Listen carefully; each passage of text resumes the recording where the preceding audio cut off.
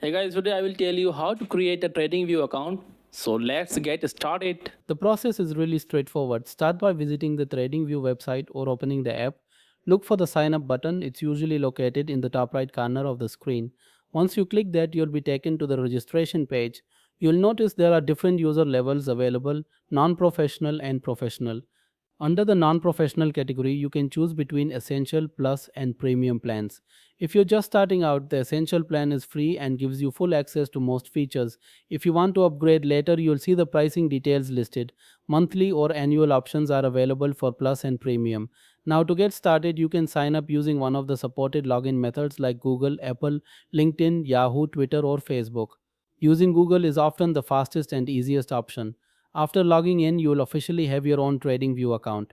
From here, you can start exploring tools like the market heat map, real time price data, and more. I also recommend downloading the mobile app so you can access all these features on the go.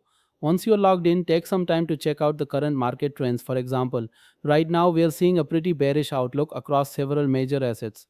And that's it guys. If you found this helpful, please like the video, subscribe to my channel. Thanks for watching.